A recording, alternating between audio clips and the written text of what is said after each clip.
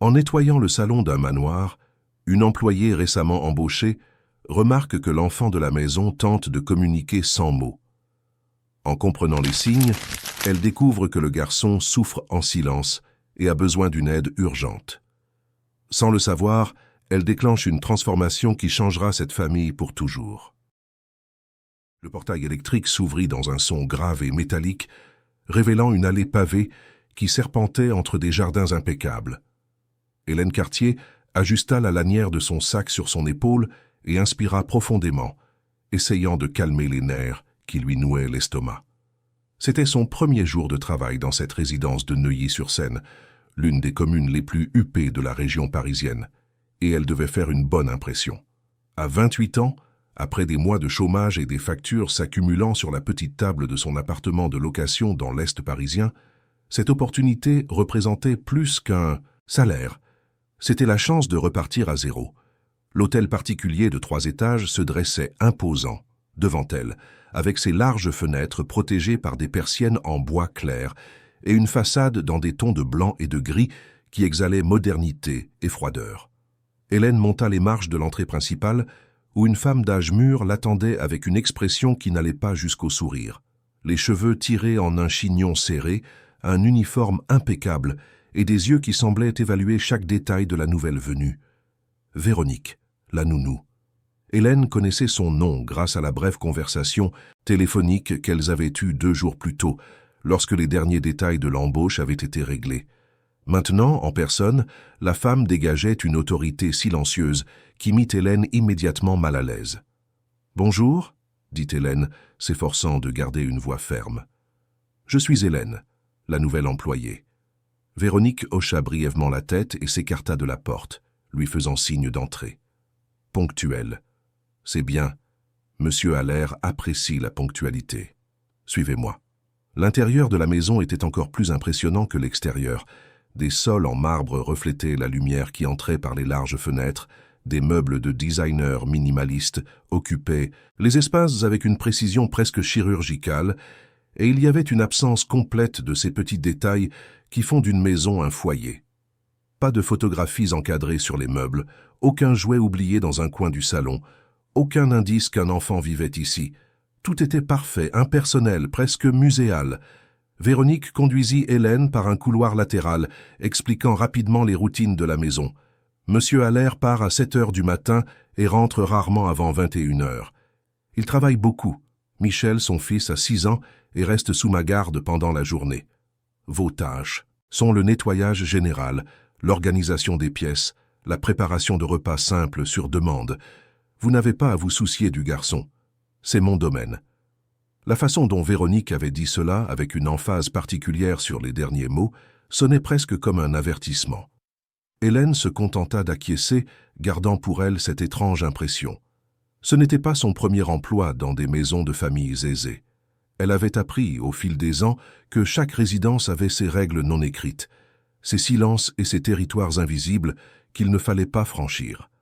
Après lui avoir montré où étaient rangés les produits d'entretien, la buanderie et la cuisine, Véronique désigna un escalier menant au premier étage. Monsieur Allaire est en réunion en ligne dans son bureau, il ne faut pas le déranger. Michel est dans sa chambre. Commencez par le salon. Il a besoin d'un nettoyage complet aujourd'hui. Hélène acquiesça et Véronique disparut en haut des escaliers d'un pas rapide et décidé. Restée seule, Hélène prit un moment pour absorber l'environnement qui l'entourait. Il y avait quelque chose de troublant dans toute cette perfection, comme si la maison n'était qu'une belle façade cachant quelque chose qu'elle ne parvenait pas encore à identifier. Elle secoua la tête, chassant les pensées négatives. Elle était là pour travailler, pas pour philosopher sur la vie des autres. Équipée du matériel de nettoyage, Hélène commença par le salon. Un vaste espace avec un canapé d'angle en cuir beige, une télévision à écran immense fixée au mur et une bibliothèque remplie de livres qui semblaient n'avoir jamais été touchés. Alors qu'elle passait le chiffon sur les surfaces, elle entendit un son léger venant du couloir. De petits pas hésitants. Elle se retourna et vit un garçonnet arrêté à l'entrée du salon. Michel. Il était frêle pour son âge, avec des cheveux bruns légèrement ébouriffés et de grands yeux qui portaient une tristesse qui ne devrait pas exister chez un enfant. Il portait un pyjama bleu marine et tenait une de ses mains contre le côté de sa tête, comme s'il avait mal. Ses lèvres bougeaient, mais aucun son ne sortait. Ses yeux rencontrèrent ceux d'Hélène, et un instant, elle sentit un pincement au cœur. « Salut, mon grand !» dit Hélène en s'accroupissant pour se mettre à sa hauteur. « Ça va ?» Michel ne répondit pas. Au lieu de cela, il commença à faire des mouvements étranges avec sa main libre, des gestes rapides et précis qu'Hélène ne comprit pas tout de suite. Il pointait sa propre oreille, puis fermait le poing et l'ouvrait à plusieurs reprises, touchait sa poitrine avec la paume de sa main et son visage se tordait dans une expression d'angoisse silencieuse. Hélène sentit quelque chose remuer dans sa mémoire. Ses gestes, elle les connaissait, ou du moins, elle les avait connus, de nombreuses années auparavant. Sa cousine Clarisse, qui était née sourde, utilisait des mouvements similaires pour communiquer quand elles étaient enfants. La LSF, la langue des signes française. Mais pourquoi un garçon de 6 ans utiliserait-il la LSF dans une maison où apparemment personne d'autre ne savait communiquer de cette manière? Le cœur d'Hélène se mit à battre plus vite. Elle observa Michel plus attentivement. Ses gestes étaient désespérés, insistants. Il ne se plaignait pas seulement d'un mal d'oreille. Il essayait de dire quelque chose de plus, quelque chose d'urgent que personne ne semblait disposé à comprendre. Avant qu'Hélène ne puisse répondre, la voix de Véronique trancha le silence comme une lame acérée. « Michel, qu'est-ce que tu fais en bas ?» La nounou descendit l'escalier avec une vitesse impressionnante et attrapa le garçon par le bras avec plus de force que nécessaire. Michel se recroquevilla, les yeux écarquillés, et les gestes cessèrent immédiatement. Il se plaignait d'une douleur, expliqua Hélène, toujours accroupie, observant la scène avec un malaise croissant. « Je crois qu'il a un problème à l'oreille. » Véronique leva les yeux au ciel et tira Michel plus près d'elle. « Il fait toujours son cinéma. Il est mélodramatique. Ne lui prêtez pas attention. Retournez à votre travail. » « Mais il avait l'air vraiment mal à l'aise, » insista Hélène, incapable de laisser passer. « Peut-être qu'il devrait voir un médecin. » Le regard que Véronique lui lança fut assez glacial pour faire reculer Hélène d'un pas. « Je m'occupe de Michel depuis 4 ans. Je sais reconnaître quand il a un vrai problème ou quand il veut juste de l'attention. Vous êtes ici depuis moins d'1 heure. Je vous suggère de vous concentrer sur vos propres tâches. » Sans attendre de réponse, Véronique entraîna Michel vers l'étage supérieur. Le garçon jeta un dernier regard en arrière avant de disparaître en haut de l'escalier, ses yeux rencontrant ceux d'Hélène dans une supplique silencieuse qu'elle ne sut pas interpréter complètement, mais qui la frappa comme un coup de poing, dans l'estomac. Hélène resta immobile un long moment, le chiffon de nettoyage toujours à la main, le cœur battant à tout rompre et un sentiment de malaise grandissant en elle. Quelque chose n'allait vraiment pas ici. Chacun de ses instincts criait que ce garçon ne faisait pas de cinéma, qu'il essayait de communiquer d'une manière que personne dans cette maison ne semblait disposé à comprendre. Elle retourna à son travail de manière mécanique, mais son esprit ne parvenait pas à se détacher de ce qu'elle venait de voir. Les gestes de Michel, la façon dont Véronique l'avait traité, l'absence totale du père. Cette maison parfaite et froide qui ressemblait à une belle prison. Tout s'assemblait en un puzzle dérangeant qu'elle ne parvenait pas à résoudre. Quelques heures plus tard, en milieu d'après-midi, alors qu'elle nettoyait la cuisine, elle entendit des pas descendre l'escalier principal. Elle se retourna et vit un homme grand, aux épaules larges et aux cheveux noirs légèrement grisonnants sur les tempes. Il portait un costume sombre sans cravate et tenait une mallette en cuir sous le bras. Richard Allaire, son nouveau patron. Il s'arrêta en la voyant et un instant parut sincèrement surpris, comme s'il avait oublié qu'une nouvelle employée commençait ce jour-là. « Ah, vous devez être Hélène. Bienvenue. Véronique m'a dit que vous étiez arrivée à l'heure. »« Parfait. Merci, monsieur Allaire. C'est un plaisir d'être ici. » Il acquiesça distraitement, ses yeux déjà rivés sur l'écran du portable qu'il tenait dans l'autre main. « Je suis peu à la maison, donc pour quoi que ce soit, voyez avec Véronique. Elle sait tout ce qu'il y a à faire. » Hélène hésita. Ce n'était pas son genre de se mêler d'affaires qui ne la regardait pas, mais l'image de Michel pleurant silencieusement ne quittait pas ses pensées. « Monsieur Allaire, excusez-moi de vous demander, mais est-ce que Michel va bien? J'ai remarqué qu'il avait la main sur l'oreille tout à l'heure, et il avait l'air d'avoir mal. » Richard leva les yeux de son portable, mais son expression était plus d'agacement d'avoir été interrompu que de véritable inquiétude pour son fils. Véronique s'en occupe. S'il y avait quelque chose de grave, elle m'en informerait. Michel a tendance à être un peu sensible. Ne vous inquiétez pas pour lui. Et avec cette réponse brève et désintéressée, Richard se dirigea vers le garage, laissant Hélène seule dans la cuisine avec un poids encore plus lourd sur le cœur. Cet homme regardait à peine son propre fils. Il déléguait tout à la nounou et continuait sa vie comme si l'enfant n'était qu'un autre élément sur sa liste de responsabilités à gérer par des tiers. Le reste de la journée se passa dans un brouillard de tâches automatiques. Hélène nettoya, rangea, prépara le dîner selon les instructions laissées par Véronique, mais son esprit était loin. Il était revenu à ce moment dans le salon, revivant les gestes désespérés de Michel, essayant de se souvenir de ce que Clarisse faisait quand elle voulait communiquer quelque chose d'important. Quand l'heure de partir arriva enfin, il était presque 19 heures. Hélène rangea le matériel, prit son sac et dit au revoir à Véronique, qui leva à peine les yeux de son portable pour répondre. Pendant tout le trajet en bus jusqu'à son appartement dans l'Est parisien, elle ne cessa de penser au garçon. Il y avait quelque chose qu'elle manquait, une pièce fondamentale du puzzle qui, si elle la trouvait, changerait complètement la donne. En arrivant chez elle, elle jeta son sac sur le canapé et se dirigea directement vers le vieil ordinateur portable qu'elle gardait sur la table de la salle à manger. Elle alluma l'ordinateur et dès que la connexion Internet fut établie, commença ses recherches. Signes de LSF, langue des signes française. Comment identifier si un enfant essaie de communiquer par signes? Signes de douleur chez les enfants sourds. Les vidéos commencèrent à apparaître à l'écran. Hélène les regarda toutes avec une attention presque obsessionnelle, prenant des notes dans un vieux cahier, redécouvrant une langue qui sommeillait dans sa mémoire depuis l'enfance. Les signes pour la douleur, pour l'aide, pour la peur. Chaque geste qu'elle voyait ramenait des fragments de conversations muettes qu'elle avait eues avec Clarisse des années auparavant, avant que sa cousine ne déménage avec sa famille en province et qu'elle ne perde contact. Plus elle en apprenait, plus elle était convaincue que Michel essayait bel et bien de communiquer. Et ce qui était encore plus troublant, c'est que personne dans cette maison ne semblait disposé à l'écouter. Ou peut-être ne savait-il pas comment. Hélène passa des heures à regarder des tutoriels, à réapprendre des signes de base, à noter tout ce qui pourrait être utile. Quand elle regarda enfin l'horloge, il était plus de minuit. Ses yeux brûlaient de fatigue, mais son esprit était électrique. Le lendemain, quand elle retournerait dans ce glacial hôtel particulier de Neuilly, elle ferait différemment. Elle essaierait vraiment de communiquer avec Michel. Elle essaierait de comprendre ce que ce garçon criait dans son silence. Elle se coucha, mais le sommeil tarda à venir.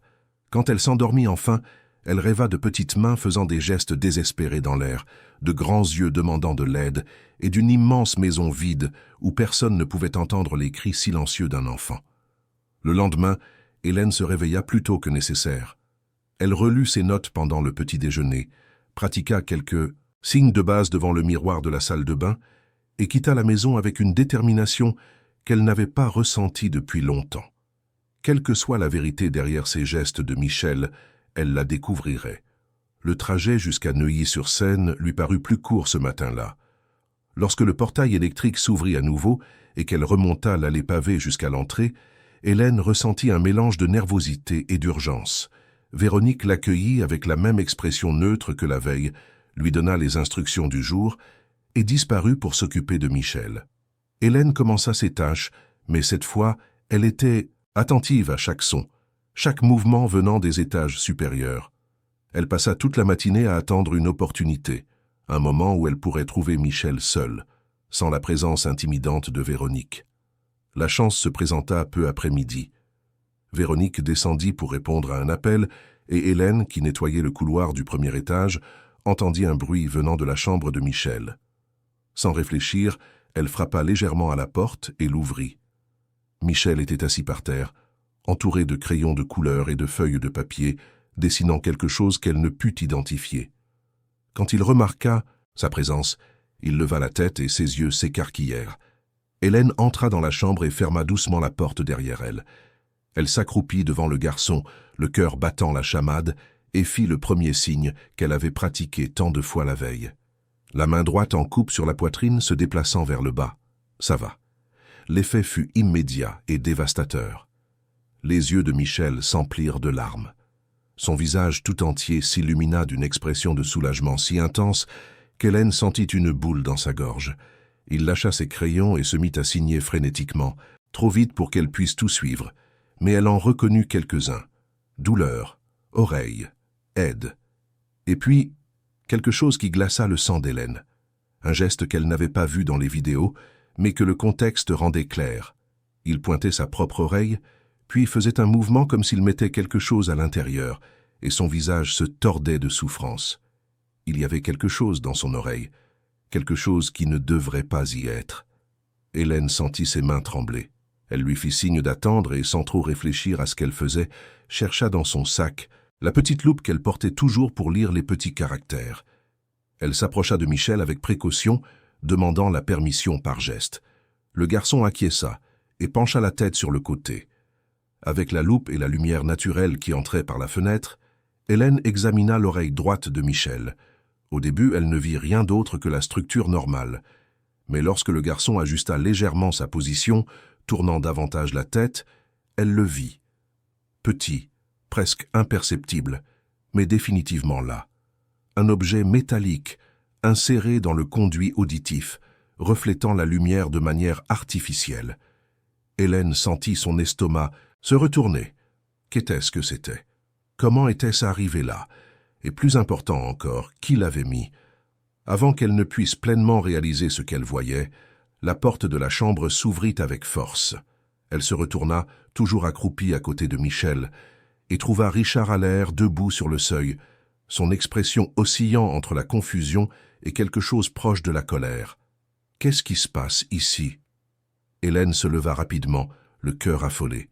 Monsieur Allaire, je dois vous parler, c'est à propos de Michel, il a quelque chose dans l'oreille, quelque chose qui ne devrait pas y être. Richard fronça les sourcils, entrant dans la chambre d'un pas lourd. De quoi parlez-vous? Hélène savait qu'elle n'avait qu'une seule chance de bien faire les choses.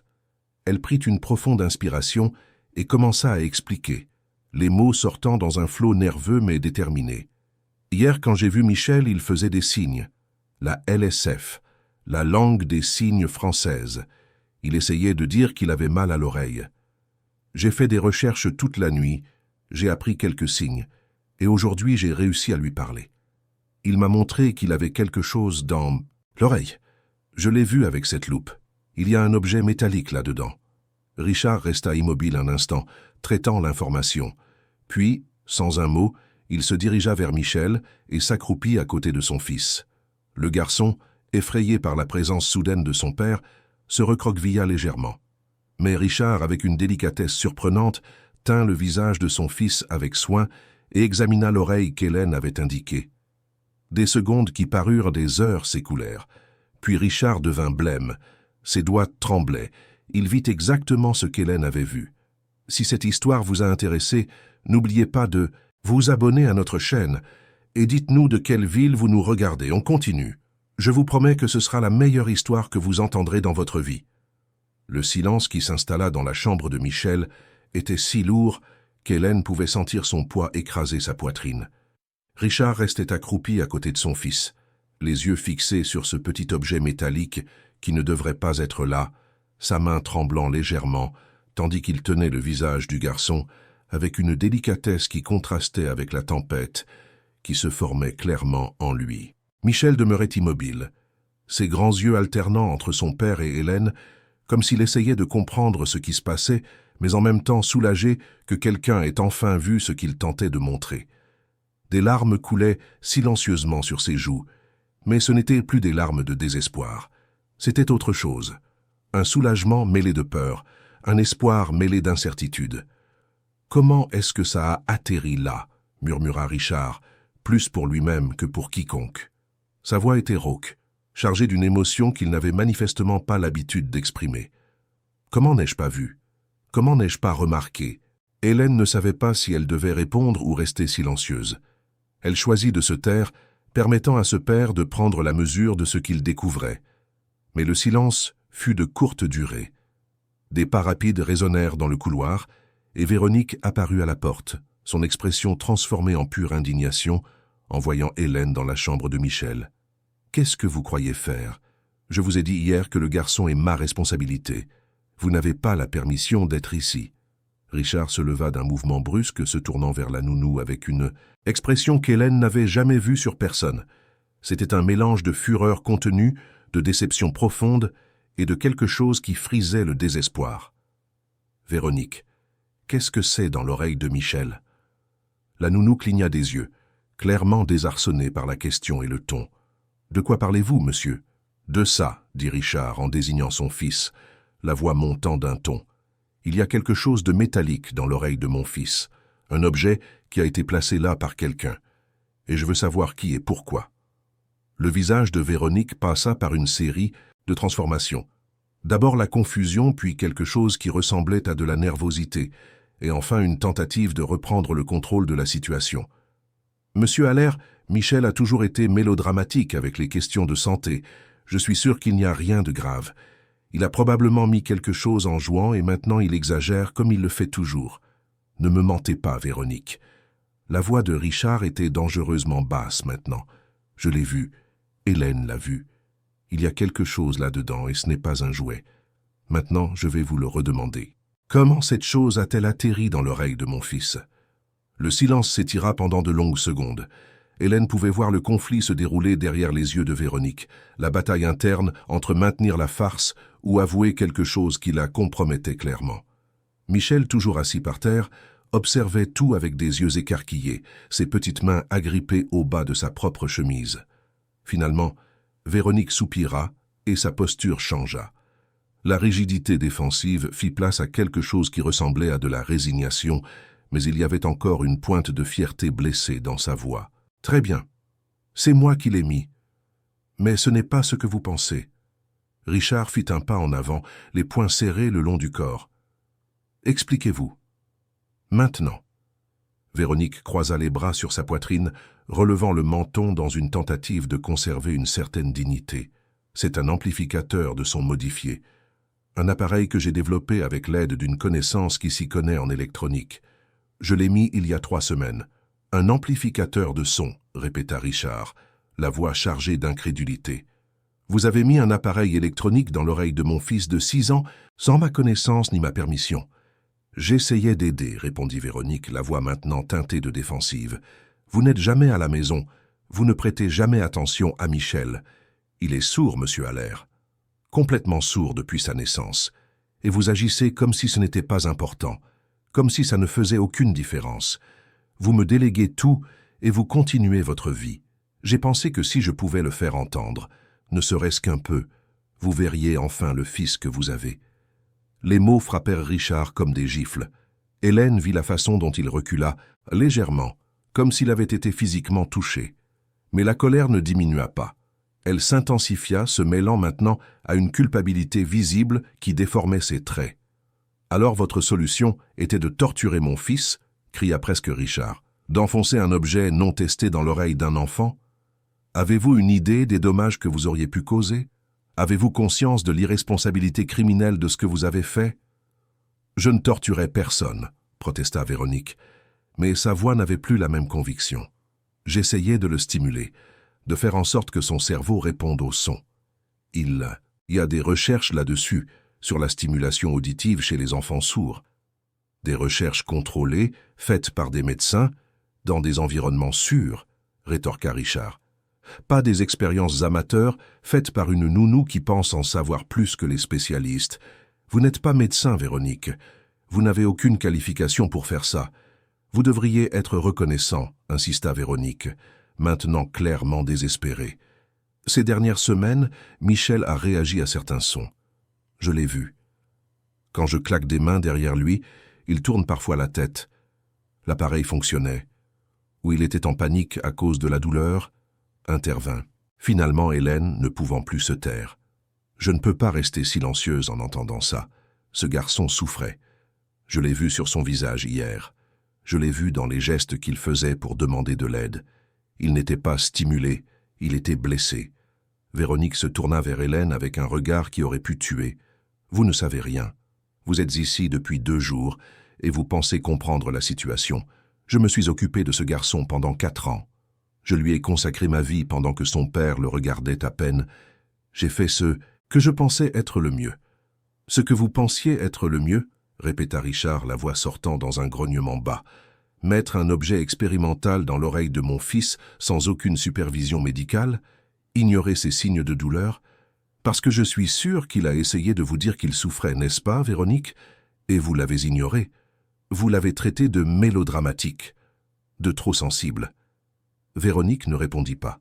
Elle resta simplement là, les bras toujours croisés, mais maintenant les épaules affaissées, vaincue. Richard passa la main dans ses cheveux dans un geste de frustration extrême, puis prit une décision. « Vous êtes renvoyé. Je veux que vous quittiez ma maison maintenant. »« Monsieur Allaire, » commença Véronique, mais il leva la main, coupant court à toute tentative d'argumentation. « Maintenant, Véronique, prenez vos affaires et partez.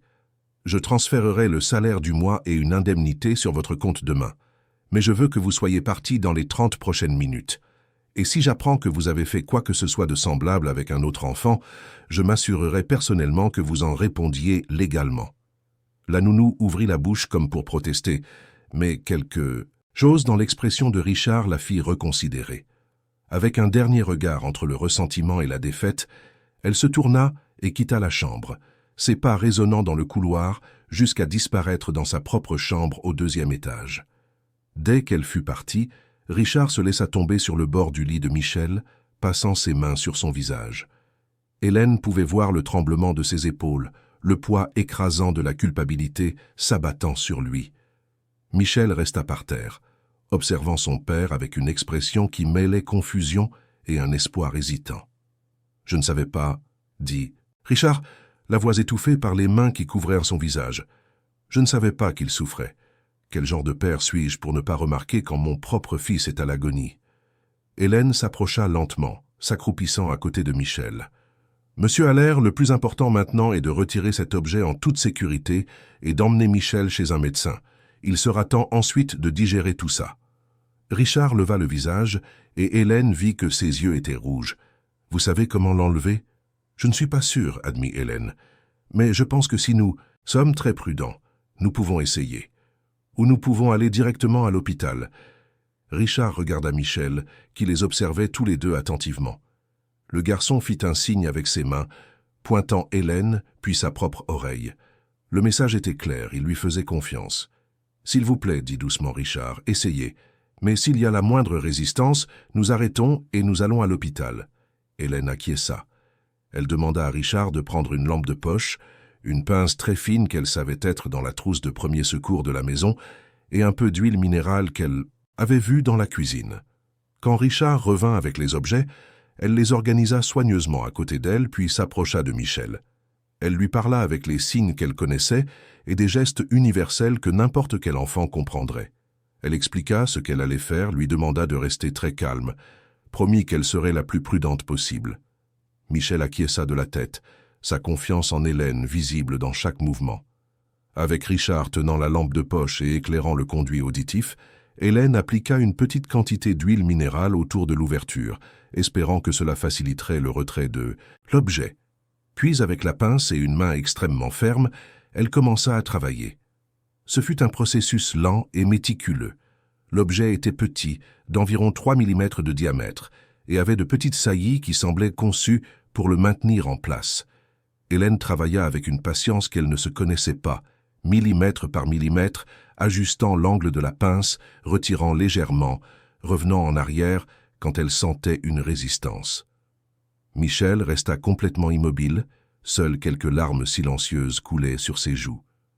Richard tenait la lampe d'une main et de l'autre tenait la main libre de son fils, la serrant, doucement chaque fois qu'il voyait le garçon se contracter de douleur. Après ce qui parut une éternité, mais ne fut probablement que 5 minutes, Hélène sentit l'objet céder. D'un dernier mouvement prudent, elle le retira complètement. Il était plus grand qu'il n'y paraissait quand il était encore dans l'oreille. Un petit cylindre métallique avec des circuits rudimentaires visibles et ces saillies qui avaient causé tant de souffrance. « Voilà », dit doucement Hélène en montrant l'objet à Richard. « C'est sorti. » Michel porta la main à son oreille, touchant la zone maintenant libérée. Et puis, À la surprise des deux adultes, il se mit à pleurer. Mais ce n'étaient pas des pleurs de douleur, c'était un soulagement pur, absolu, libérateur. Des sanglots secouaient son petit corps, tandis qu'il se jetait dans les bras d'Hélène, s'agrippant à elle comme à une bouée de sauvetage. Hélène le serra contre elle, sentant ses propres larmes commencer à couler. Richard resta assis sur le bord du lit, le terrible objet toujours dans sa main, observant la scène avec une expression dévastée. « Merci, dit-il, la voix à peine plus qu'un murmure. Je ne sais pas comment vous remercier pour ce que vous avez fait. » Hélène secoua simplement la tête, tenant toujours Michel. « Nous devons l'emmener chez un médecin, s'assurer qu'il n'y a pas de dommages permanents. » Richard acquiesça et, pour la première fois depuis qu'Hélène le connaissait, elle vit une véritable détermination dans ses yeux. Pas la détermination froide d'un homme d'affaires concluant des marchés, mais la détermination passionnée d'un père qui se réveillait enfin à ce qui comptait vraiment. Ils se rendirent directement à l'hôpital américain de Paris. Pendant tout le trajet en voiture, Michel resta sur la banquette arrière à côté d'Hélène, lui tenant la main comme s'il craignait qu'elle ne disparaisse. Richard conduisait en silence, les yeux alternant entre la route et le rétroviseur, observant son fils avec une attention qu'il ne lui avait probablement jamais accordée auparavant. À l'hôpital, ils furent rapidement pris en charge.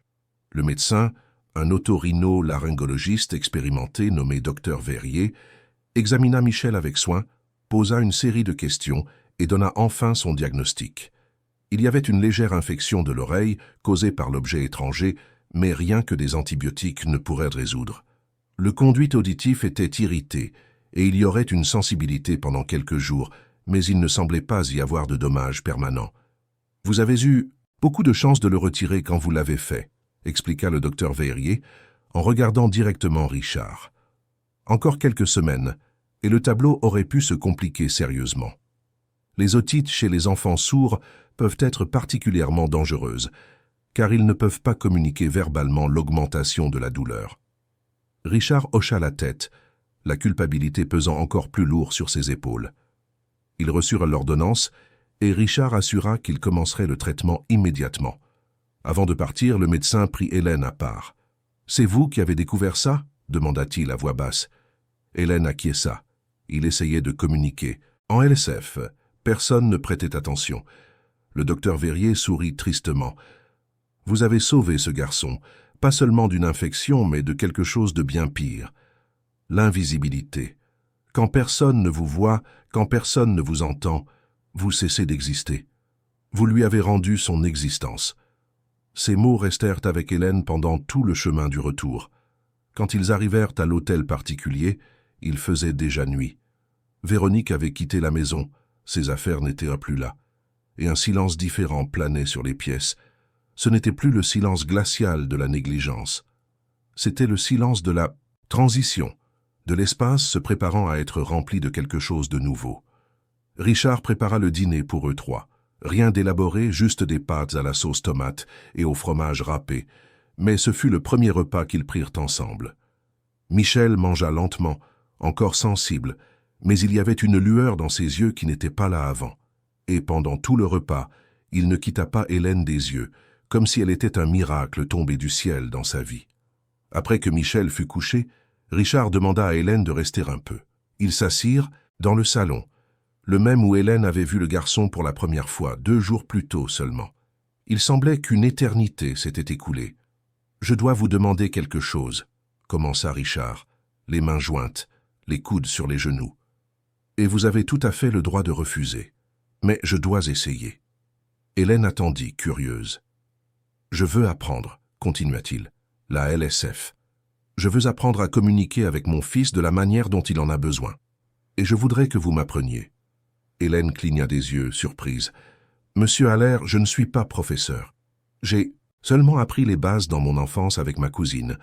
Je ne suis pas fluide, mais vous en savez plus que moi.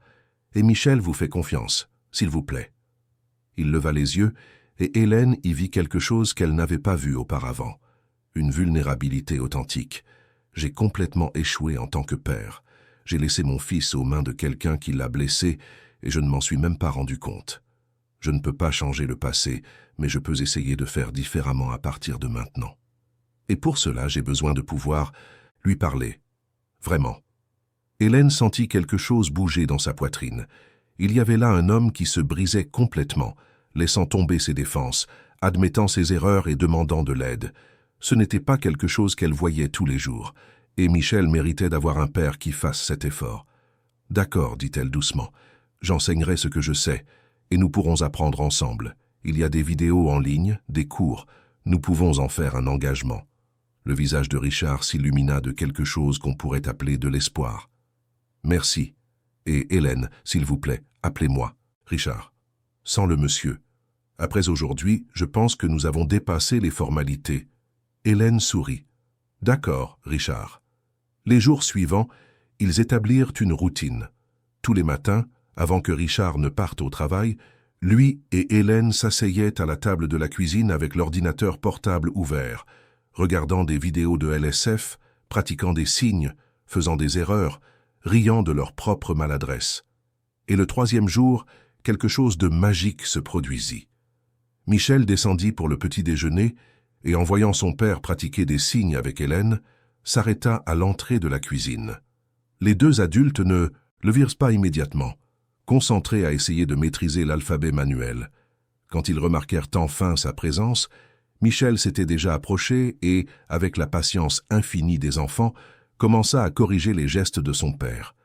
Richard se figea un instant, regardant son fils avec une expression de pure émotion, et puis, lentement, il tenta le signe qu'ils venèrent d'apprendre. « Bonjour. » Michel sourit, ce sourire immense et authentique que Richard n'avait probablement jamais vu auparavant, et il répondit avec le même signe, mais exécuté parfaitement.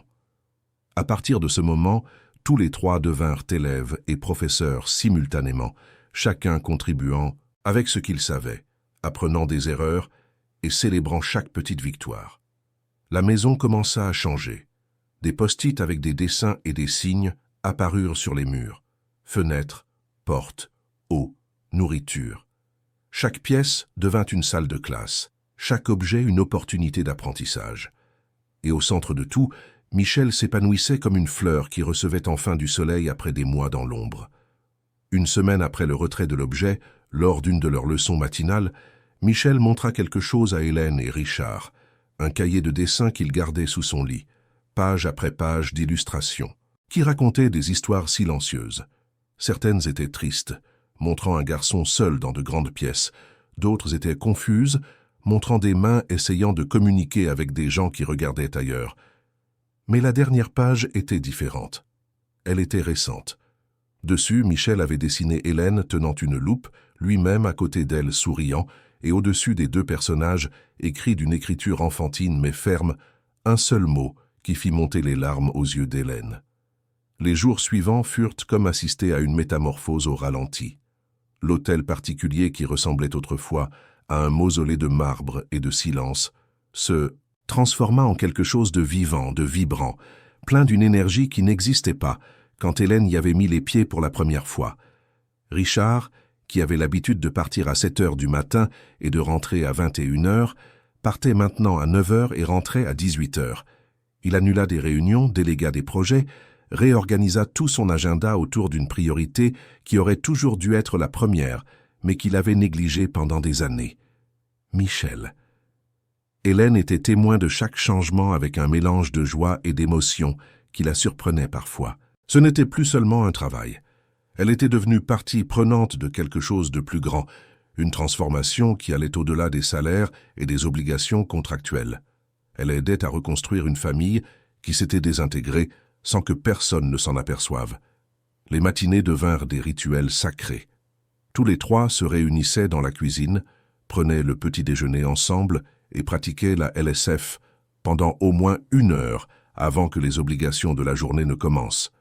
Michel était un professeur patient mais rigoureux, corrigeant chaque geste mal exécuté avec le sérieux de quelqu'un qui comprenait l'importance d'une communication précise. Richard absorbait tout comme une éponge, enregistrant chaque signe, chaque expression faciale qui modifiait le sens d'un geste, et peu à peu, de vraies conversations commencèrent à avoir lieu. Ce n'étaient plus seulement des mots isolés ou des phrases de base. C'étaient de véritables échanges, des questions sur le déroulement de la journée, des histoires sur les rêves de la nuit précédente, des blagues privées qui les faisaient rire tous les trois. La maison qui ne résonnait autrefois que du son des pas et des portes qui se fermaient, vibrait maintenant d'une communication silencieuse mais retentissante dans sa signification. Michel commença à laisser ses dessins traîner dans la maison, non plus cachés sous le lit, mais exposés avec fierté. Richard acheta des cadres et transforma le couloir principal en une galerie dédiée au talent de son fils. Chaque dessin racontait une histoire. L'un montrait les trois assis à la table de la cuisine, les mains en l'air formant des signes. Un autre représentait Michel dans le jardin, observant des papillons. Il y en avait un du garçon allongé dans son lit, un livre ouvert devant lui, perdu dans des mondes imaginaires. Mais ce qui touchait le plus Hélène, c'était l'évolution des expressions dans les dessins. Sur les premières pages du cahier de Michel, les visages étaient toujours tristes ou neutres. Maintenant, chaque personnage souriait. Chaque personnage rayonnait d'un bonheur presque palpable, même sur le papier. C'est Richard qui eut l'idée d'installer un tableau blanc sur le mur du salon. Là, ils se laissèrent des messages tout au long de la journée. « Bonjour. Je t'aime. On se voit au dîner. » De petites phrases qui construisaient des ponts là où il n'y avait que des abîmes. Michel passait des heures devant ce tableau, dessinant et écrivant, apprenant à s'exprimer non seulement par des signes, mais aussi par les mots écrits que l'école avait commencé à lui enseigner avec plus d'attention, maintenant qu'il y avait des adultes à la maison capables de lui apporter un soutien adéquat. Les changements ne se limitèrent pas à l'environnement domestique. Richard chercha une école spécialisée dans l'éducation bilingue pour enfants sourds, où la LSF était valorisée comme première langue et le français écrit enseigné comme seconde. Michel s'épanouit dans cet environnement. Pour la première fois, il était entouré d'autres enfants qui communiquaient de la même manière, de professeurs fluides dans sa langue, d'un monde qui le voyait comme complet plutôt que comme handicapé. Hélène assista à la première réunion de parents dans la nouvelle école. Elle vit Richard discuter avec d'autres parents d'enfants sourds, poser des questions, absorber des informations sur la culture sourde qu'il aurait dû rechercher des années auparavant. Il y avait de l'humilité dans sa posture, une volonté d'apprendre qui allait au-delà de ce que beaucoup de parents parvenaient à démontrer. Lors de cette réunion, une mère plus expérimentée prit Richard à part et lui dit quelque chose qu'Hélène vit le toucher profondément. « Vous vous êtes réveillé. Beaucoup de parents ne se réveillent jamais. Ils restent coincés dans le déni, dans le deuil d'un enfant qu'ils imaginaient avoir, et perdent l'enfant réel qui est juste devant eux. Mais vous vous êtes réveillé à temps. Cela compte plus que vous ne l'imaginez. » Cette nuit-là, après que Michel se fut endormi, Richard pleura. Il s'assit sur le canapé du salon, le visage entre les mains, et laissa des années d'émotions refoulées trouver enfin une issue. Hélène, qui s'apprêtait à partir, hésita à la porte puis revint, s'asseyant à côté de lui en silence. Elle ne dit rien. Elle resta simplement là, une présence solidaire, tandis que cet homme digérait enfin l'ampleur de ce qu'il avait failli perdre et de tout ce qu'il avait encore à réparer. Quand Richard leva enfin le visage, les yeux rouges mais plus légers, il dit quelque chose qu'Hélène n'oublierait jamais. « J'étais mort. Je ne m'en rendais pas compte, mais je l'étais. Fonctionnant, travaillant, payant des factures, mais complètement mort à l'intérieur. Et Michel mourait aussi, juste devant moi, et je ne le voyais pas. Vous n'avez pas seulement sauvé mon fils, Hélène, vous nous avez sauvés. Tous les deux. » Hélène ne sut quoi répondre. Elle posa simplement sa main sur la sienne dans un geste de réconfort et de compréhension. Il y avait des choses qui n'avaient pas besoin d'être dites. Certaines vérités se communiquaient mieux par le silence partagé. Les semaines passèrent et la routine se consolida. Michel prenait ses antibiotiques religieusement, son oreille cicatrisait bien et les consultations de suivi avec le docteur Verrier montraient des progrès constants. Il semblait que le pire était derrière eux. Ce fut un mardi soir, 3 semaines après le retrait de l'objet, que tout changea à nouveau. Hélène était dans son appartement, préparant le dîner et révisant quelques nouvelles vidéos de LSF qu'elle voulait enseigner le lendemain matin quand son téléphone sonna. C'était Richard, et il y avait quelque chose dans sa voix qui fit battre son cœur. « Hélène, j'ai besoin de vous. C'est Michel. Il a une très forte fièvre et il n'arrête pas de pleurer. Je ne sais pas quoi faire. Elle ne réfléchit pas une seconde. J'arrive. Le trajet en bus jusqu'à Neuilly-sur-Seine ne lui parut jamais aussi long. Hélène resta debout tout le temps, s'accrochant à la barre de soutien, le cœur battant à tout rompre, priant pour que ce ne soit rien de grave.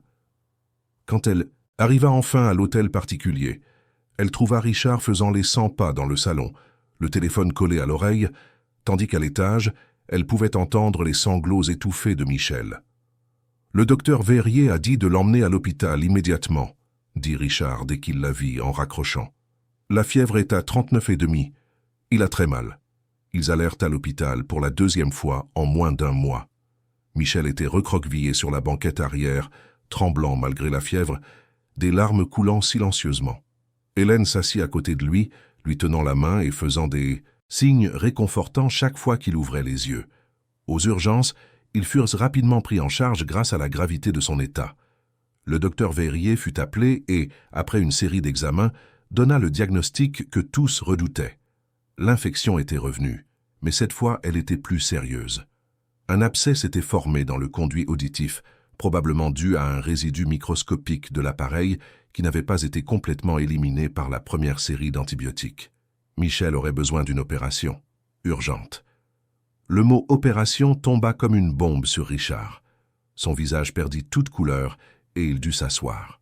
Hélène posa une main sur son épaule, offrant un soutien silencieux pendant que le docteur Verrier expliquait la procédure. Ce serait une opération relativement simple, sous anesthésie générale, où il drainerait l'abcès et nettoierait complètement le conduit auditif. Avec de la chance et des soins, il n'y aurait pas de complications. « Avec de la chance », répéta Richard, la voix creuse, « et s'il n'y a pas de chance ?» Le docteur Verrier soupira. « Il y a toujours des risques, monsieur Allaire. Mais c'est une opération que nous pratiquons régulièrement. L'équipe est expérimentée. Et si nous ne la faisons pas, l'infection peut se propager. C'est une situation où le risque de ne pas agir est plus grand que le risque d'agir. » « Quand aurait lieu l'opération ?» demanda Hélène, sentant Richard incapable de formuler la question. « Demain matin, à la 1e heure. Je vais réserver la salle d'opération maintenant. » Michel passa la nuit à l'hôpital. Hélène et Richard se relayèrent à son chevet, lui tenant la main, faisant des signes réconfortants chaque fois qu'il se réveillait effrayé. La fièvre fut contrôlée par des médicaments intraveineux, mais la douleur persistait. Un rappel cruel que cette souffrance était le résultat direct de la négligence d'adultes qui auraient dû protéger cet enfant. Quand le soleil commença à se lever, peignant le ciel de tons orangés visibles à travers la fenêtre de la chambre d'hôpital, Richard verbalisa enfin ce qui lui rongeait le cœur. « C'est ma faute. Tout ça. Si j'avais prêté attention, si je n'avais pas tout délégué à Véronique, rien de tout cela ne serait arrivé. » Hélène, qui était assise sur la chaise à côté du lit, fatiguée mais alerte, secoua la tête.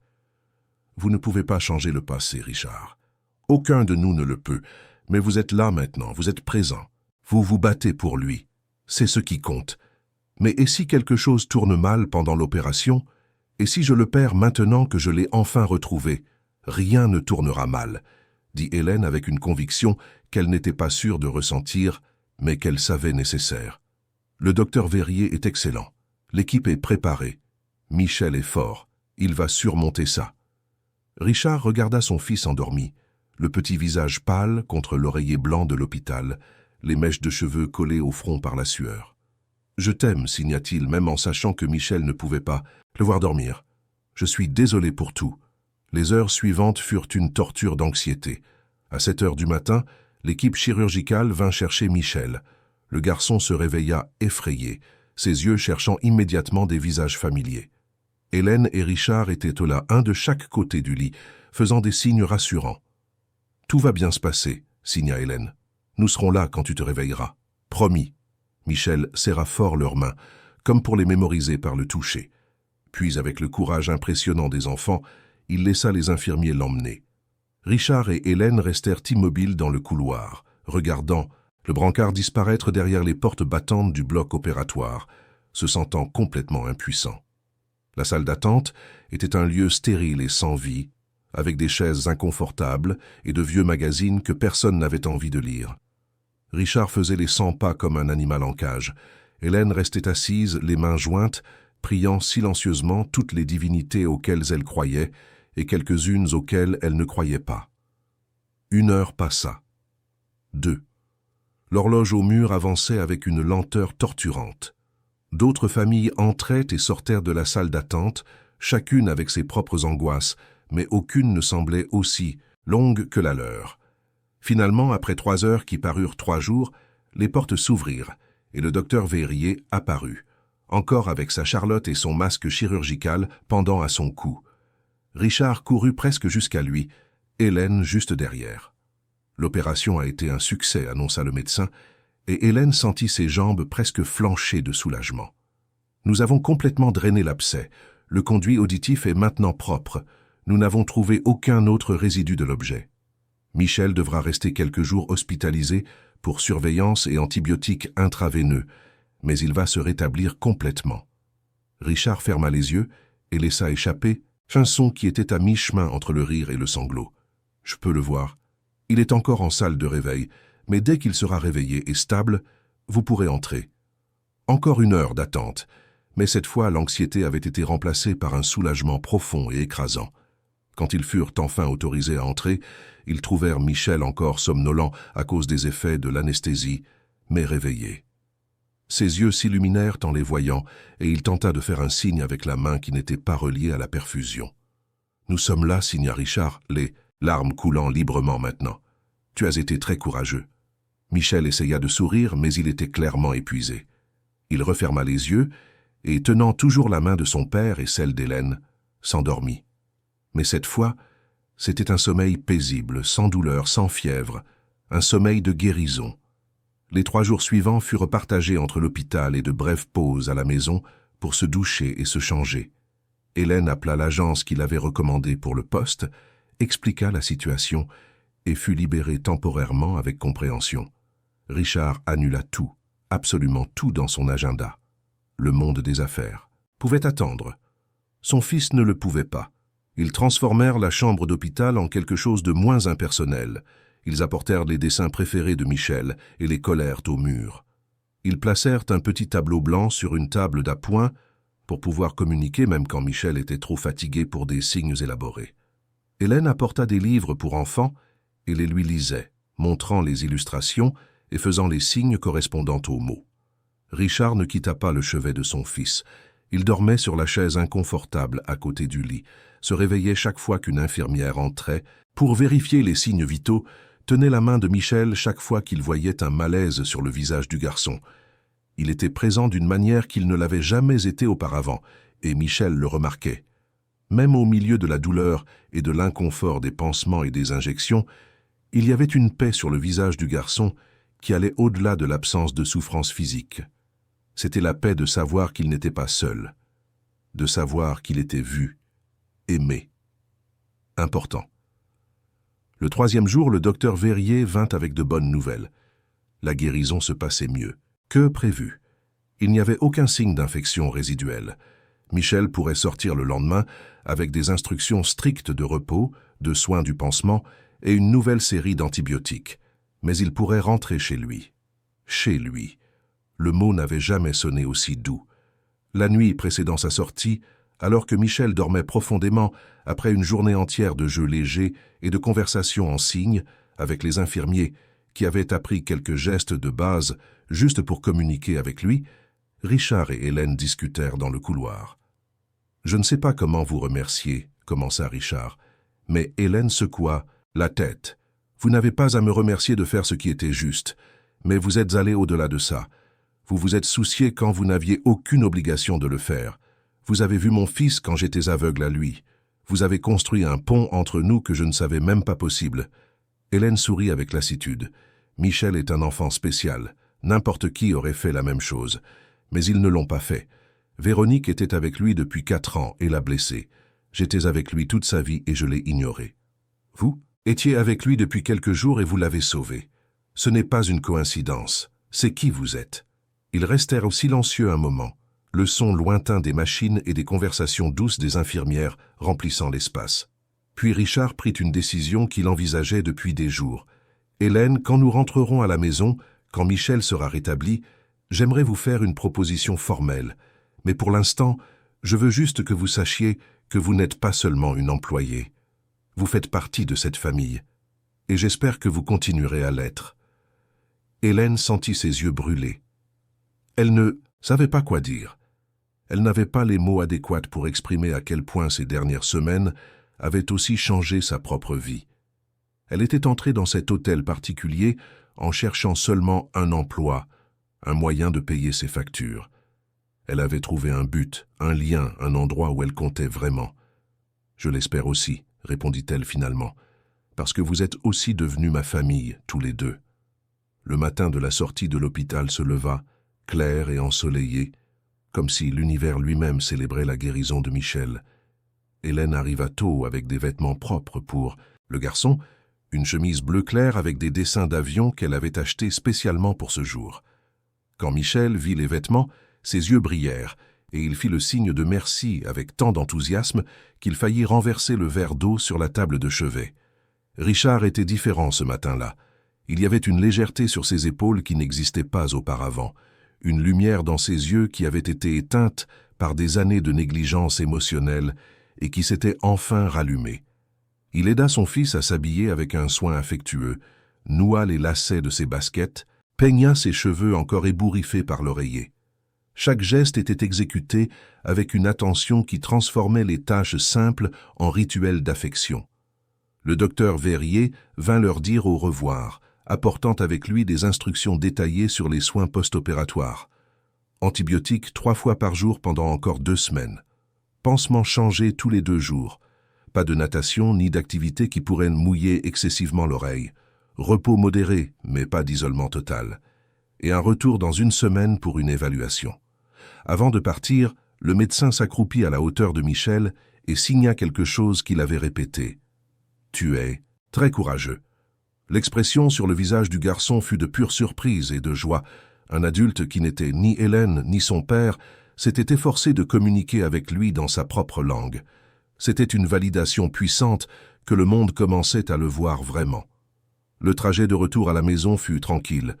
Michel regardait par la fenêtre de la voiture les rues de Paris défiler, les immeubles, les arbres, les gens pressés sur les trottoirs. Tout semblait plus vivant, plus coloré. Ou peut-être était-ce juste lui qui voyait le monde avec des yeux neufs, libéré de la douleur constante qui avait été sa compagne pendant des semaines. Quand ils arrivèrent à l'hôtel particulier, Richard porta son fils dans ses bras jusqu'à sa chambre, même si Michel protestait qu'il pouvait marcher seul. C'était important pour lui, cet acte de porter, de protéger physiquement. Tant d'années sans toucher, sans étreindre, sans démontrer physiquement l'amour qu'il était censé ressentir. Maintenant, chaque occasion de contact était précieuse. Les jours suivants furent une douce adaptation. Michel suivait les restrictions médicales avec le sérieux de quelqu'un qui avait appris à la dure que son propre corps avait besoin de soins. Mais, dans les limites établies, il redevenait un enfant. Il dessinait compulsivement, remplissant des cahiers entiers d'histoires visuelles. Il jouait dans le jardin sous surveillance. Il riait. Il faisait des blagues en signes. Il taquinait son père avec affection, corrigeant ses erreurs de LSF avec une patience exagérée et théâtrale qui faisait rire tout le monde. La maison poursuivit sa transformation. Richard engagea un professeur particulier de LSF, un jeune homme sourd nommé Gabriel, qui venait 3 fois par semaine pour donner des cours formels à lui et à Hélène. Gabriel apportait non seulement sa fluidité dans la langue, mais aussi des histoires sur la communauté sourde, sur la culture sourde, sur l'importance d'embrasser son identité plutôt que d'essayer de la modeler selon des normes entendantes. C'est à travers ces conversations que Richard comprit enfin l'étendue de son erreur. Ce n'était pas seulement qu'il avait négligé son fils, c'était qu'il avait, même sans s'en rendre compte, traité la surdité de Michel comme un handicap à surmonter plutôt qu'une différence à célébrer. L'appareil que Véronique avait inséré n'était que la manifestation physique extrême d'une mentalité validiste qui imprégnait toute la maison. L'idée que Michel avait besoin d'être réparé pour être accepté. Maintenant, Richard voyait clair. Michel n'avait pas besoin d'être réparé. Il n'en avait jamais eu besoin. Ce dont il avait besoin, c'était d'un père qui apprenne sa langue, qui entre dans son monde, au lieu de le forcer à entrer dans un monde où il ne serait jamais complètement à l'aise. C'était Richard qui devait changer, pas Michel. Et il changea. Il acheta des livres sur la culture sourde. Il regarda des documentaires. Il discuta avec d'autres parents d'enfants sourds. Il assista à des événements de la communauté sourde. Il apprit la fierté sourde, la richesse linguistique de la LSF, l'histoire de l'oppression et de la résistance. Chaque découverte était à la fois douloureuse et libératrice. Douloureuse parce qu'elle révélait la profondeur de son ignorance antérieure. Libératrice parce qu'elle ouvrait les portes d'une véritable relation avec son fils. Hélène observait tout avec une admiration croissante. Il n'était pas courant de voir quelqu'un prêt à déconstruire complètement ses propres convictions, à admettre des erreurs aussi fondamentales et à travailler activement pour les changer. Richard était imparfait. Il faisait encore des erreurs. Il avait encore des moments de frustration lorsque la communication ne se faisait pas comme il le souhaitait. Mais il persistait. Chaque jour, il choisissait de faire mieux. Un mois après l'opération, l'école de Michel organisa une présentation spéciale. Chaque enfant devait raconter une histoire personnelle en utilisant le format de son choix.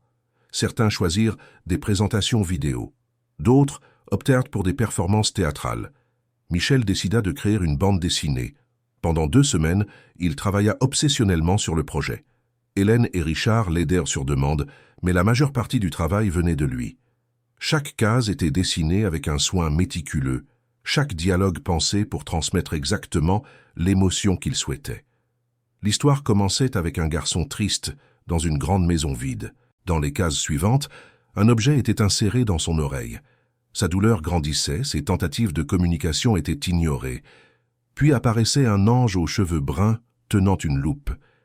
Il y avait la découverte, le retrait de l'objet, le père regardant enfin vraiment son fils. Les cases suivantes montrèrent la transformation. Des mains qui parlent, des sourires, un hôpital, la peur. Et enfin, une maison pleine d'amour, de compréhension, de connexion. Dans la dernière case, la plus puissante de toutes, Michel dessina les 3 ensemble dans un jardin, entouré de mots flottants dans l'air. Des mots en français et des signes illustrés de LSF, tous mélangés, montrant qu'il y avait maintenant une communication réelle. Et en haut du panneau, en grandes lettres soigneusement dessinées, une phrase qui résumait tout. « Ma famille m'entend ». Le jour de la présentation, l'école était bondée de parents, de professeurs et d'élèves. Hélène et Richard s'assirent au premier rang, les nerfs à vif même s'ils savaient que ce n'était pas eux qui présentaient. Quand vint le tour de Michel, il monta sur scène avec son panneau géant, le plaça sur le support préparé et commença à signer son histoire. Il y avait un interprète en LSF pour les parents et professeurs entendants. Mais Hélène n'avait guère besoin de le regarder. Elle comprenait chaque signe de Michel, chaque expression faciale, chaque mouvement corporel qui complétait le récit. Et tandis que le garçon racontait son histoire, elle pouvait voir des larmes dans les yeux d'autres parents, de la compréhension sur les visages des professeurs, de l'admiration dans les regards des camarades. Quand Michel arriva à la fin, signant les derniers mots avec une intensité émotionnelle impressionnante pour quelqu'un de si jeune, le silence qui suivit fut absolu. Puis, quelqu'un commença à applaudir. D'autres suivirent. Et bientôt, tout le public était debout, applaudissant non seulement la présentation, mais le courage, la résilience, le parcours de ce garçon extraordinaire. Michel descendit de la scène et courut directement dans les bras de Richard. Le père le prit dans ses bras, le serra fort, et Hélène vit les larmes couler librement sur leurs 2 visages. Elle se joignit à l'étreinte, les 3 formant un cercle d'affection qui avait été impossible quelques mois plus tôt. Cette nuit-là, après que Michel se fut endormi, épuisé mais radieux, Richard appela Hélène pour une conversation dans le salon. Il y avait une formalité dans sa posture qu'elle n'avait pas vue depuis des semaines, mais ce n'était pas la froideur d'avant. C'était quelque chose de différent, du respect mêlé de nervosité. « Hélène », commença-t-il, s'asseyant sur le canapé et lui indiquant de faire de même. « Je dois vous faire cette proposition dont j'ai parlé à l'hôpital, et je veux que vous y réfléchissiez bien avant de répondre, sans pression. » Hélène acquiesça, curieuse et légèrement appréhensive. « Vous avez complètement changé nos vies, celle de Michel et la mienne. Vous avez apporté la lumière là où il y avait l'obscurité, la communication là où il y avait le silence, l'amour là où il y avait la négligence. Et j'ai réalisé que je ne veux pas que vous soyez seulement l'employé qui nettoie la maison. Ce serait gaspiller votre vrai talent, votre véritable importance pour nous. Il prit une profonde inspiration avant de continuer. Je veux vous offrir un poste d'assistante personnelle et d'interprète de la famille. Votre salaire serait triplé. Vous auriez tous les avantages imaginables. Une assurance santé complète, des tickets restaurants, un 13e mois, des congés payés, tout. Mais plus important encore, vous seriez officiellement reconnu comme la personne essentielle que vous êtes pour cette famille.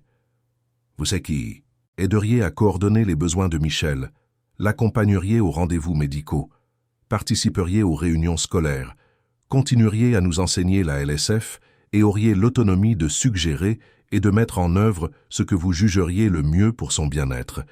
Hélène resta silencieuse un long moment, digérant la proposition.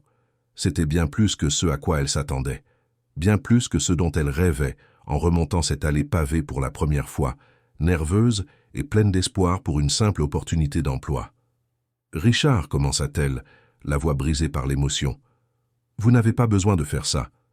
Je me soucie déjà de vous deux. Je fais déjà tout ça parce que je le veux, pas parce que j'attends une récompense. Je sais, répondit doucement Richard, et c'est exactement pour ça que vous méritez d'être récompensé. Ce n'est pas seulement pour le travail que vous faites, Hélène, c'est pour qui vous êtes. Et je veux que vous sachiez que vous êtes valorisé, que vous êtes vu, que vous comptez. » Les mots firent écho à quelque chose qu'Hélène lui avait dit des semaines auparavant, sur le fait que Michel avait besoin d'être vu. Et maintenant il lui rendait l'appareil, reconnaissant son humanité, sa valeur, son importance. Les larmes commencèrent à couler avant qu'elle ne puisse les contrôler.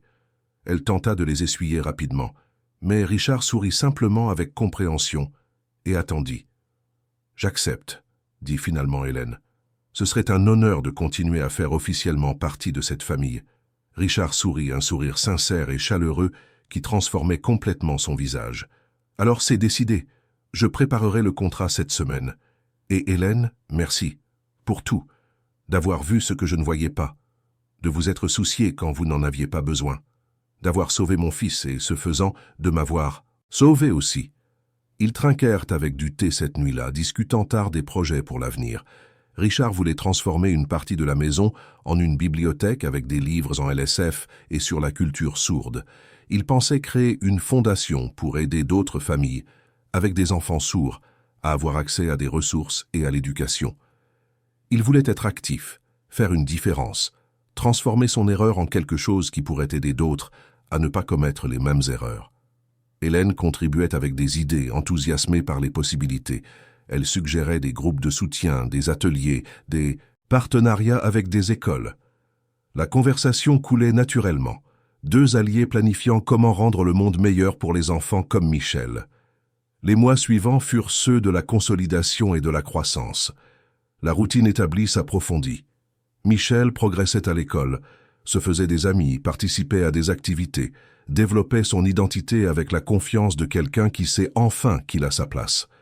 Richard équilibrait travail et famille de manière saine, ne permettant plus jamais que les affaires éclipsent ce qui comptait vraiment. Hélène assuma son nouveau rôle avec dévouement et créativité, cherchant toujours des moyens d'enrichir la vie de Michel et de renforcer les liens familiaux. La maison était méconnaissable, ce qui était autrefois un mausolée glacial pulsait maintenant de vie. Il y avait de la couleur sur les murs, de l'art dans les couloirs, des livres éparpillés, du matériel de dessin dans chaque coin. Le jardin, qui n'était autrefois que décoratif, devint un espace de jeu et de découverte. La cuisine, que Véronique maintenait impeccable et intouchée, était maintenant souvent en désordre à cause des expériences culinaires des trois ensemble, des rires et de la farine partout. Ce fut un samedi après-midi, 6 mois après ce premier jour fatidique où Hélène avait vu Michel pleurer et faire des gestes que personne ne comprenait, que la transformation devint complète et visible dans sa totalité. Ils étaient tous les trois dans le jardin. Le soleil de l'après-midi filtrait à travers les feuilles des arbres, créant des motifs de lumière et d'ombre sur l'herbe. Michel courait après un ballon, riant avec la joie insouciante de l'enfance. Richard était assis sur un banc en bois, observant son fils avec une expression de pur bonheur. Hélène était à côté de lui, observant également un doux sourire aux lèvres. Michel s'arrêta de courir et signa quelque chose à son père. Richard répondit immédiatement, les gestes fluides et naturels. C'était une conversation sur rien et sur tout à la fois, sur la beauté de la journée, sur ce qu'il voulait faire le lendemain, sur un nouveau dessin que Michel prévoyait. Une communication authentique, une connexion réelle. Après quelques minutes, Michel retourna jouer et Richard se tourna vers Hélène. « Vous savez ce qui est le plus incroyable dans tout ça ?» demanda-t-il, mais il n'attendit pas de réponse avant de continuer. « Ce n'est pas seulement que j'ai appris la LSF, c'est que j'ai appris à vraiment écouter. Pas avec les oreilles, mais avec le cœur. Michel a toujours parlé, a toujours essayé de communiquer. C'est moi qui étais sourd. Et vous m'avez appris à entendre. » Hélène sentit ce pincement familier au cœur qui venait toujours quand elle réalisait l'ampleur de ce qui s'était passé là. « Ce n'est pas seulement moi, Richard. Vous avez fait le choix de changer. Vous avez fait le travail. J'ai seulement montré une porte. C'est vous qui avez décidé de la franchir. » « Mais quelle différence fait une porte quand on ne sait même pas qu'elle existe ?» répliqua Richard. « Vous m'avez montré qu'il y avait un autre chemin. Et pour cela, je vous serai éternellement reconnaissant. » Ils restèrent silencieux un moment, observant Michel créer un jeu élaboré avec le ballon, quelques brindilles et son imagination sans limite. La paix de ce moment était presque tangible. Ce n'était pas la paix du silence mort qui dominait autrefois cette maison. C'était la paix de la plénitude, de l'appartenance, de l'amour vrai et présent. Michel courut vers eux, les yeux brillants, et signa qu'il avait faim. Tous les trois entrèrent ensemble dans la maison, les mains conversant avec animation sur ce qu'ils prépareraient pour le dîner. La décision se porta sur des pizzas maison, chacun choisissant ses propres ingrédients et créant ses œuvres culinaires individuelles. La cuisine se transforma bientôt en un joyeux chaos. De la farine volant, de la sauce tomate éclaboussant, des rires silencieux mais visibles sur chaque expression faciale. Michel faisait une pizza en forme d'étoile. Richard tentait quelque chose d'élaboré qui tournait clairement mal, mais il persistait avec une détermination comique. Hélène observait simplement les deux, son cœur si plein que cela lui faisait parfois mal. Quand les pizzas sortirent enfin du four, plus ou moins dans la forme prévue, ils s'assirent à table pour manger. Michel insista pour que chacun goûte à la création de l'autre, faisant des signes exagérés d'approbation ou feignant des évanouissements dramatiques quand quelque chose était trop épicé. C'était un jeu léger, familier, le genre de dynamique que les familles qui s'aiment développent avec le temps. Après le dîner, alors qu'ils nettoyaient ensemble le désordre considérable qu'ils avaient fait, Michel s'arrêta soudainement et signa quelque chose qui fit que Richard et Hélène arrêtèrent ce qu'ils faisaient. « Je suis heureux maintenant. » 5 mots simples qui portaient le poids de tout un parcours, de la douleur à la guérison, de l'isolement à la connexion, de l'invisibilité à la reconnaissance. Richard s'accroupit à la hauteur de son fils, les mains tremblant légèrement. « Je suis heureux aussi maintenant, et je suis désolé pour tout le temps où tu ne l'as pas été. Je passerai le reste de ma vie à compenser ça. » Michel secoua la tête et fit alors quelque chose de surprenant. Il signa « pas besoin de compenser, juste besoin de rester ». Et il continua à essuyer la vaisselle comme s'il ne venait pas de donner une leçon de pardon et d'amour inconditionnel que beaucoup d'adultes mettent une vie entière à apprendre. Cette nuit-là, après que Michel se fut endormi, Hélène se préparait à rentrer à son appartement quand Richard l'appela une fois de plus. Il y avait quelque chose dans son expression qu'elle ne parvenait pas à identifier. De la nervosité peut-être, ou de l'espoir. « Hélène, j'ai beaucoup réfléchi à tout ça, à la façon dont les choses ont changé, à ce que vous signifiez pour nous. » Il hésita, luttant clairement pour trouver les mots justes. « Et j'ai réalisé quelque chose. À un moment donné, au cours des derniers mois, vous avez cessé d'être seulement la personne qui nous a aidés. Vous êtes devenu essentiel. Pas seulement pour Michel, mais pour moi aussi. » Hélène sentit son cœur s'accélérer, incertaine de la direction que prenait cette conversation. « Ce que j'essaie de dire, probablement maladroitement, c'est que j'aimerais que vous envisagiez de vous installer ici de façon permanente. Nous avons des chambres de libre. Vous auriez une totale intimité, votre propre espace, mais vous seriez ici. partie de la famille, non seulement sur le papier, mais pour de vrai. Hélène resta sans voix. La proposition était inattendue, énorme dans ses implications. Déménager ici signifierait quitter son petit appartement de l'Est, parisien, l'indépendance pour laquelle elle avait tant lutté. Mais cela signifierait aussi être près de Michel tous les jours, continuer à faire partie intégrante de cette merveilleuse transformation. Cela signifierait une famille. « Je dois réfléchir, » dit-elle finalement. « Ce n'est pas un non. J'ai juste besoin de temps pour digérer. » Richard acquiesça, essayant clairement de cacher sa déception, mais respectant son espace. Bien sûr, sans pression. L'offre reste valable, peu importe le temps dont vous aurez besoin. Hélène rentra chez elle cette nuit-là, la tête pleine de pensées. Elle s'allongea sur son lit, regardant le plafond, pesant les options, envisageant les futurs possibles. Et à un moment donné, au milieu de la nuit, la réponse se cristallisa dans son cœur avec une clarté indéniable. Elle avait passé tant d'années à simplement survivre, travaillant de maison en maison, toujours une présence temporaire dans la vie des gens. Maintenant, elle avait la chance d'appartenir vraiment, d'avoir des racines, de faire partie de quelque chose de plus grand qu'elle-même. Comment pourrait-elle refuser cela? Le lendemain, avant même le petit déjeuner, Hélène arriva à l'hôtel particulier avec une valise. Richard la trouva à l'entrée, la surprise évidente sur son visage. « J'accepte », dit-elle simplement. « Si l'offre tient toujours, j'accepte. » Le sourire qui illumina le visage de Richard aurait pu éclairer toute la ville. Bien sûr qu'elle tient, elle tiendra toujours. Michel, en découvrant qu'Hélène allait vivre là en permanence, fit une danse de célébration qui impliquait des sauts, des pirouettes et des signes enthousiastes de joie qui firent rire les deux adultes aux larmes. Cet enfant qui, des mois auparavant, était piégé dans la douleur et l'isolement, rayonnait maintenant d'un bonheur si intense qu'il était impossible de ne pas être contaminé par lui. Les jours se transformèrent en semaines, les semaines en mois.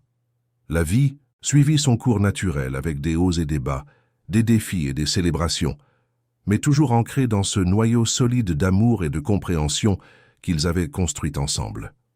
Michel continuait de grandir, développant son talent artistique, se faisant des amis, explorant le monde avec la confiance de quelqu'un qui sait qu'il a une base sûre où retourner. Richard équilibrait ses responsabilités professionnelles avec une présence paternelle constante, ne permettant plus jamais que le travail éclipse ce qui comptait vraiment. Et Hélène trouva un foyer au vrai sens du terme, pas seulement un lieu physique, mais une famille qui la voyait, la valorisait, l'aimait. Il y eut des moments difficiles, bien sûr, des jours où la communication échouait et où la frustration s'installait, des nuits où les inquiétudes sur l'avenir de Michel les tenaient tous éveillés, des discussions occasionnelles sur la meilleure façon de gérer des situations spécifiques, mais ils affrontaient tout ensemble, avec patience, avec amour, avec l'engagement inébranlable d'être meilleurs chaque jour. Et en regardant en arrière, à ce premier jour où Hélène avait remonté l'allée pavée en espérant seulement un emploi pour payer ses factures, elle reconnaissait à peine cette version d'elle-même. Tant de choses avaient changé. Elle avait tant grandi. Elle n'avait pas seulement sauvé Michel. D'une certaine manière, Michel l'avait sauvé aussi, donnant un but et un sens à une vie qui devenait mécanique et sans âme. Chers auditeurs, nous espérons que l'histoire d'Hélène, Richard et Michel a profondément touché votre cœur. Ce parcours nous montre que la véritable communication va bien au-delà des mots parlés, que l'amour se manifeste par une présence attentive et qu'il n'est jamais trop tard pour se réveiller à ce qui compte vraiment. Si vous avez été ému par cette famille qui a appris à s'écouter non seulement avec les oreilles mais avec le cœur, laissez un j'aime. Abonnez-vous à la chaîne et dites-nous dans les commentaires quel moment vous a le plus marqué. Chaque jour, nous vous proposons des histoires intenses comme celle-ci, des récits qui révèlent le côté le plus profond et le plus vrai de l'âme humaine, montrant que de réelles transformations sont possibles lorsque nous nous permettons d'être vulnérables, présents et disposés à changer. L'histoire d'Hélène et Michel nous rappelle que parfois un simple geste d'attention peut sauver non seulement une vie, mais toute une famille. Nous vous attendons au prochain épisode avec une autre histoire qui touchera votre âme.